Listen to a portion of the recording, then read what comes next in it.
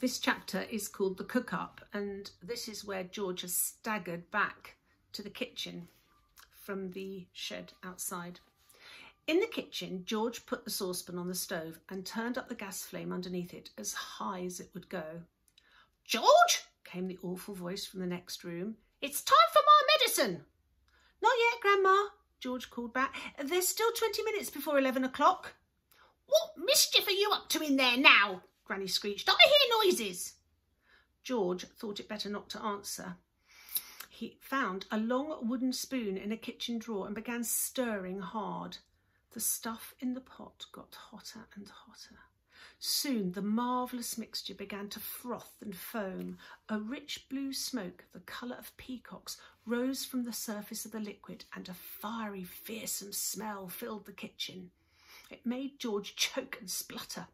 It was a smell unlike any he had smelled before. It was a brutal and bewitching smell, spicy and staggering, fierce and frenzied, full of wizardry and magic.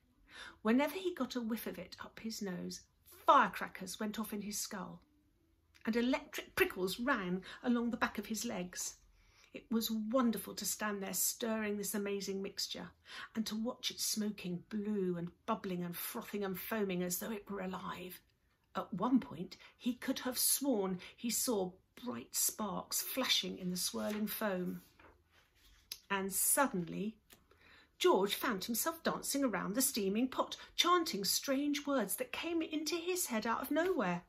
"Fiery broth and witch's brew, foamy froth and riches blue, fume and spume and spoondrift spray, fizzle swizzle, shout hooray, watch it sloshing, swashing, sploshing, hear it hissing, squishing, spissing, Grandma better start to pray."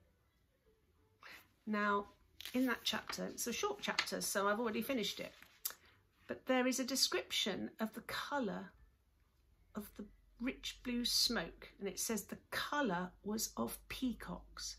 So I'm wondering what that brings to mind. Do you know what colour peacocks are? Have a look online or in a book and see if you can see exactly the colour that Roald Dahl's describing, because it's very particular. So that's the end of that chapter, and I'm going to read you the next chapter tomorrow.